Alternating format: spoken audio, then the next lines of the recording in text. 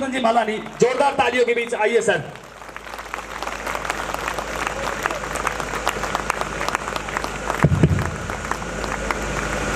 भारत माता की वंदे।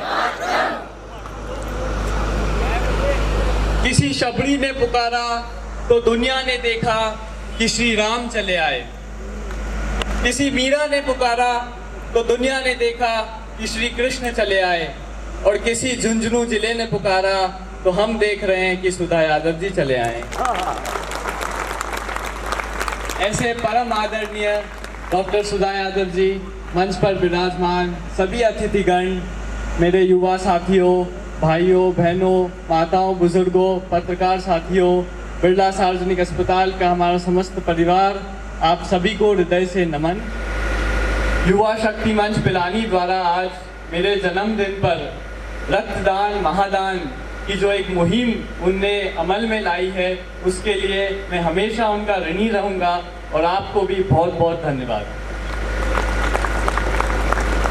आज आप सब यहाँ पे अपना प्रेम और आशीर्वाद देने यहाँ पधारे हैं, तो मुझे अमीर खुसराव याद आते हैं, जिन्होंने जब पहली बार भारत की भूमि में कदम रखा था तब उनके मुख से एक लफ्ज निकले थे कि अगर फिर दोस्त बार रेहू इस जमीनस हमी नस्तो, यानी अगर इस दुनिया में कहीं स्वर्ग है तो वो यही है, यही है, यही है।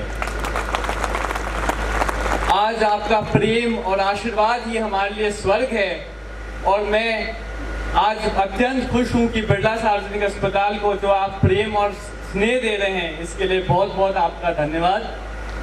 जैसा कि मैडम जी ने बताया कि झुंझुनू सैनिकों का जिला है, वीरों का जिला है। मैडम जी, मैं आपको बता देना चाहता हूँ कि यहाँ की माटी में ही ऐसा कुछ है कि यहाँ पे बच्चे के पैदा होते से ही यहाँ की जो माताएं हैं, ये बच्चों को लोरियों के बजाय देशभक्ति के गीत सुनाती है।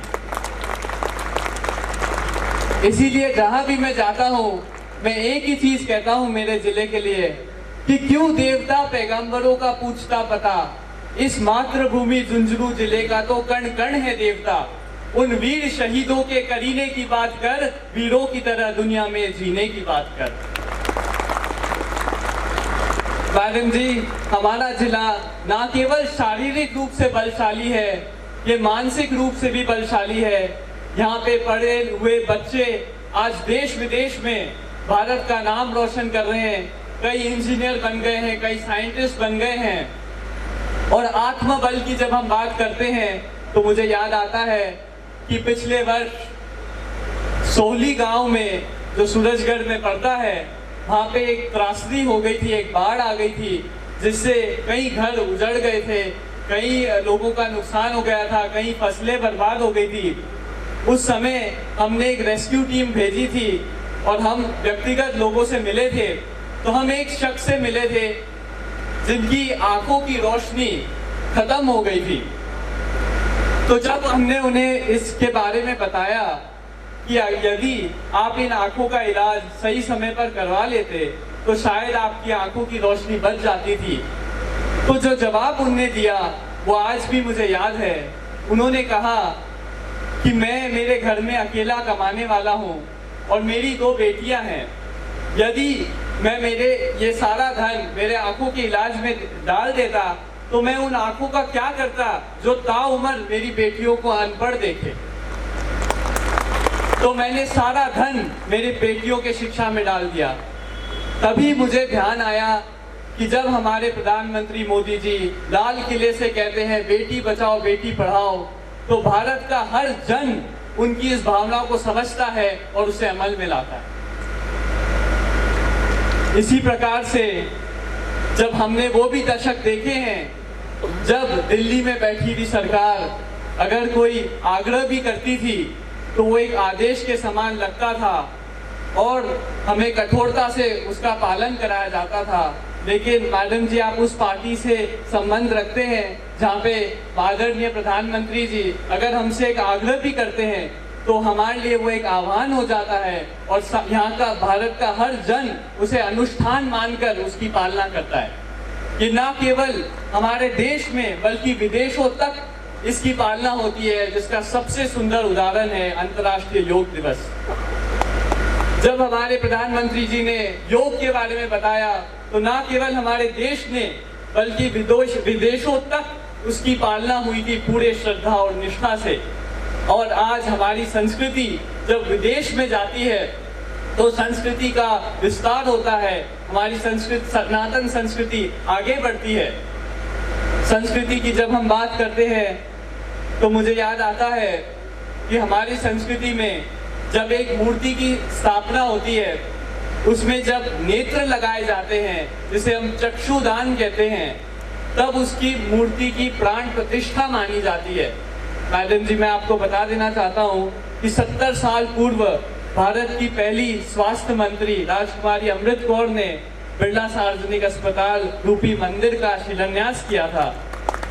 और आज हम अत्यंत गर्व महसूस कर रहे हैं कि इसमें जो नेत्र विभाग का शिलान्यास है, ये आपके कर कमलों द्वारा हुआ है। मैं मानता हूँ 21वीं सदी के लिए ये एक नई प्राण प्रतिष्ठा हो गई है, जो हमें 21वीं सदी की बीमारियों के लिए तैयार कर देगी।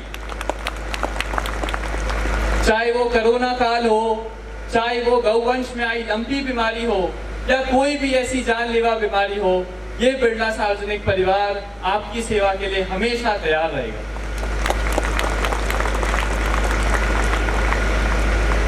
दृष्टि से ही दृष्टिकोण का निर्माण होता है, और क्योंकि दृष्टिकोण हर युग में बदलता है। मुझे याद है कि सतयुग में इसका जो दृष्टिकोण था, तब अच्छाई और बुराई की दो अलग अलग दुनिया थी, जिसे हम देवलोक और असुर लोक कहते हैं। आगे चलते जब हम त्रेता युग में आए, तब अच्छाई और बुराई एक ही दुनिया में आ गई, जिसे हम राम और रावण कहते हैं।